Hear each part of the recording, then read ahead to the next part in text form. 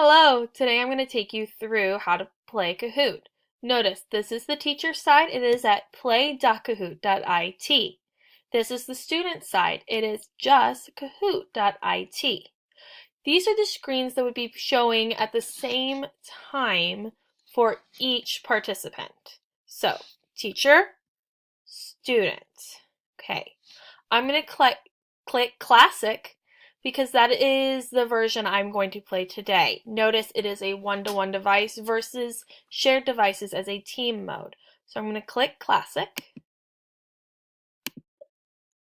Okay, it says ready to join. Okay, waiting for that to come up. This is my pin for the game. The students, at the same time as this is up, will press this button here and type that in.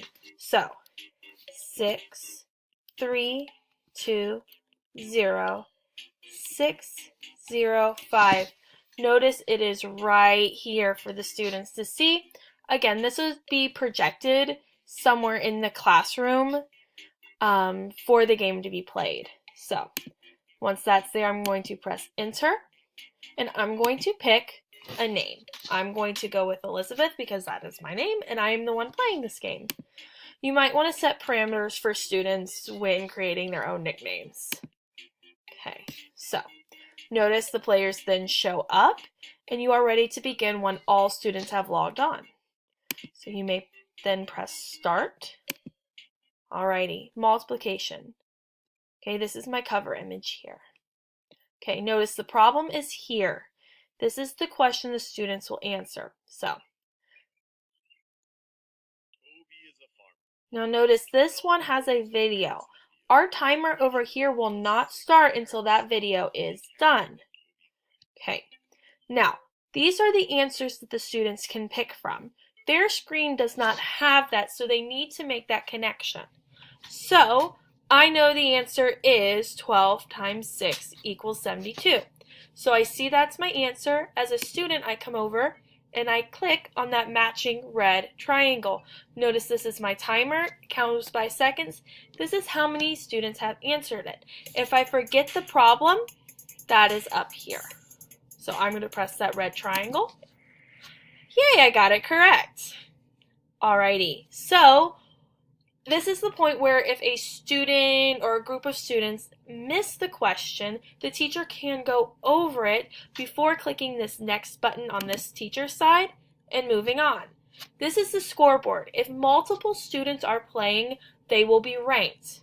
Only the top few show, while all students get to see their place, as in on the student screen here, it's down below. Okay, I will click next again. Okay, notice number of questions, what my question is. If the students missed that, let's say they're talking, it is also up here. Again, I have a timer. Okay, so what is 11 times 7? Now, I know the answer is 77, but let's just say I make a mistake and I click 18. It shows me that I am incorrect, and it shows me what the correct answer is. Again, this teacher's screen will be showing to the entire class as it's projected. So students will get to see then that correct answer. Alrighty, so again, I'm going to click next. I'm still in the lead, and I'm going to click next again. What is 39 times 4?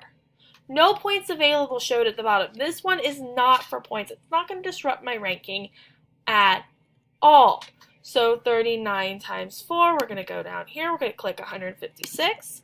Yay, I got it correct. However, because it was worth no points, it shows that it was not worth any points. Alrighty. Then again, I will press on the teacher side next and next again. If Tim, Sue, and Jim each pick up 19 apples, how many apples did they pick up all together? Again, that is up here in case the students miss it. So we go through, I click 57 apples, and that is correct. Now notice it says my answer streak. That means how many I've answered in a row that are correct. Alrighty, so again, teacher's side, you go up, you press next, Next again, which equation will have the biggest product? Alrighty, notice I have my timer as a review, I have my question up here, and I have my answers here with my corresponding answer buttons here. My score is up here, and it shows me how many questions. Now let's say I lose it, my pin number's up here. Okay, so I'll go ahead, we'll click that circle again. I got 933 points. I lost some points because it took me some time to answer it. Kahoot, it helps students answer the questions both quickly and accurately. You're awarded for both here. Alrighty, for the last time, I'm going to press next. And you have the results. I see on the student seat, I got first place, and up here it shows how many points I got. Now we're going to go over here on the teacher's side and see get results. And so I can see the results, and I can download a whole mess of data, the breakdowns for how questions were answered and what questions were most frequently missed and the answers the students picked for those questions. Alrighty, and then I can see student feedback. How would they rate this? Let's say it was a 4 out of 5. Okay, did you learn something? Hopefully it is yes. Would you recommend it? Hopefully it is yes. And because I'm the victor, I'm going to pick that smiley. Alrighty, show feedback.